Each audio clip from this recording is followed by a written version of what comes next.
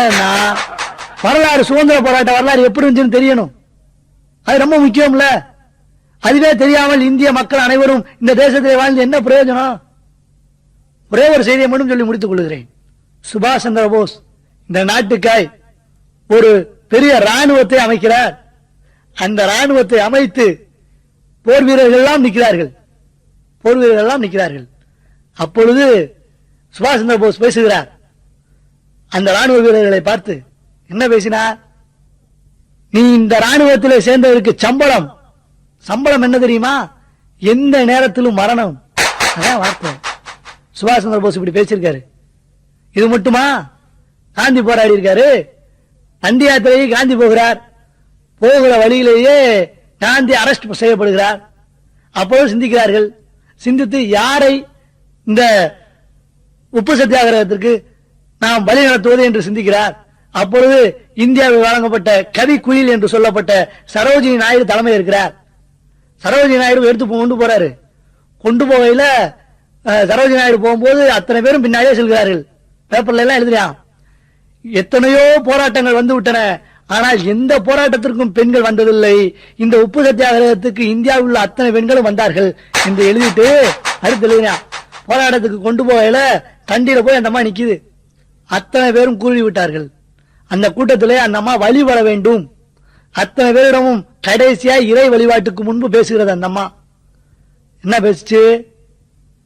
தண்டி யாத்திரைக்கு வந்திருக்கக்கூடிய நண்பர்களே, நீங்கள் எல்லாம் எப்படி இருக்க வேண்டும் என்று சொல்லுகிற போது கண்ணீர் மெல்க பேசுகிறது அந்த அம்மா. என்ன பேச்சு? நாம் அகிம்சையில் வழியிலே நடக்கிறோம். ஆங்கிலேயர்கள் உங்களை அடித்து துன்புறுத்துவார்கள். அவர்கள் கைகளை வைத்திருக்கக்கூடியது பெரிய பெரிய தடிகளை வைத்திருக்கிறார்கள். ஈய கொப்பளங்கள் மாறி இருக்கிறது. அதை பார்த்தாலே அதை கொண்டு மண்டையில அடிப்பார்கள், துன்புறுத்துவார்கள். உங்களுடைய கை எப்பொழுதும் அதை தடுக்க கூட செல்லக்கூடாது என்று சரோஜினி நாயுடு அம்மா பேசுது. அமெரிக்க எழுத்தாளர் மில்லர் எழுதுகிறார்.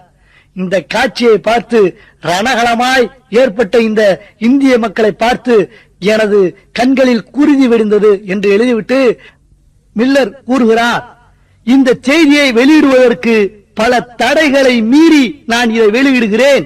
இது என்னுடைய துணிவு என்று கூறுகிறார். இப்படி இந்திய வரலாறிலே பல உருக்கக்கூடிய செய்திகள் உண்டு. ஆனால் இதையெல்லாம் மறந்து இந்தியர்கள் இன்னும் அந்நிய நாட்டு மோகம் இருக்கிறது என்றால் மிகவும் வருந்தத்தக்க விஷயம்தான். இந்திய வரலாறு தெரிய வேண்டிய அவசியத்தை ஒவ்வொரு அரசியல் கட்சிகளும் இந்திய மக்களுக்கு தெரிவிக்க வேண்டும். இதை நான் வன்மையாக வலியுறுத்த வேண்டிய கட்டாயத்திலே இருக்கிறோம். ஏனென்றால் இந்திய சுதந்திர போராட்டத்தை பற்றியும், இந்தியாவின் மகிமையை பற்றியும், இந்திய கலையை பற்றியும், இந்திய கலாச்சாரத்தை பற்றியும் ஒவ்வொரு இந்தியனும் தெரிந்து கொள்ள வேண்டிய அவசியம் நமக்கு கடமையாயிருக்கிறது. இல்லையெனில் இந்திய கலாச்சாரத்தின் வழிவகைகளை, இந்திய நாகரிகத்தை இன்றைய ஆசிரியர்கள் இந்திய மாணவர்களுக்கு கண்டிப்பாக சொல்லித்தர வேண்டும். அப்படியானால்தான் இந்தியாவிலே வாழக்கூடிய ஒவ்வொரு இளைஞனுக்கும், ஒவ்வொரு குழந்தைக்கும், ஒவ்வொரு பெரியவர்களுக்கும் தேசப்பற்று கண்டிப்பாய் வரும். நண்பர்களே, ஒன்றை நான் உறுதியாய் சொல்லுகிறேன். எப்பொழுதுமே தேசத்திலே சுயநலத்திலே பொதுநலம் இருக்கலாம், ஆனால் பொது நலத்திலே சுயநலம் இருக்குமானால் இந்தியாவிலே மீண்டும் மீண்டும் பின்னடைவுதான் இருக்கும். உயிருக்கு ஒரு நான் எடுத்துக்காட்டை சொல்லுகிறேன் நண்பர்களே. அலெக்சாண்டர் உலகமே அறிந்திருப்பார். இந்திய வரலாற்றிலே மட்டுமல்லாமல் உலக வரலாற்றிலே அலெக்சாண்டரை பற்றிய வார்த்தைகள் இல்லாமல் இருக்கவே இருக்காது.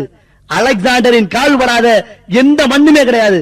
அவர் கூறுகிறார், இது என்னுடைய வாக்குமூலம் அல்ல, அலெக்சாண்டரின் வாக்குமூலம். என்னவென்றால், என்னை சவப்பெட்டியில் வைக்கிற போது 2 கைகளையும் இந்த தேசத்திலே அனைவரும் பார்க்கிற வண்ணம் வெளியே வையுங்கள் என்று சொன்னார். அதற்கு பக்கத்தில் இருப்பவர்களாம் ஏன் அவ்வாறு சொல்லுகிறீர்கள் என்று கேட்டார்கள். அப்போது அலெக்சாண்டர் சொல்லுகிறார், நான் இந்த பூமியிலே உலகம் முழுவதும் வெல்ல வேண்டும் என்று ஆசைப்பட்டு, ஆனால் அலெக்சாண்டர் செல்லுகிற போது அவருடைய கைகளிலே வெறும் கரங்கள் தான் இருந்தது, வெறும் கையோடு தான் போனார். எனவே பூமியில் வரக்கூடிய எவரும் எதையும் கொண்டு செல்வதில்லை என்பதை இந்த அகிலமே தெரிந்து கொள்ள வேண்டும் என்று அறுதியிட்டு சொன்னார் அந்த அலெக்சாண்டர். இந்த அலெக்சாண்டரின் வாக்கியங்களை ஒவ்வொருவரும் கற்றுக்கொண்டமே ஆனால் தேசப்பற்று வளரும், மனித நேயம் வளரும், அன்பு செலுத்தக்கூடிய தன்மை வளரும். நண்பர்களே, அதைத்தான் நான் உங்களுக்கு அற்புதமாய் சொல்லுகிறேன். இந்தியாவிலே ஒரே ஒரு குறைதான் இருக்கிறது. அதாவது என்ன சொல்கிறார் என்றால், கலாச்சார மேற்பாடு என்று சொல்லாமல் கலாச்சார வீழ்ச்சி என்று சொல்கிறார்கள். கலாச்சார வீழ்ச்சி என்னவென்றால் இந்திய வளர்ச்சியை தடை செய்யும், கண்டிப்பாய் தடை செய்யும். ஏனென்றால் பல வளர்ச்சிகள் வரலாம், ஆனால் ஒரே ஒரு கலாச்சார வீழ்ச்சி கூட வரக்கூடாது.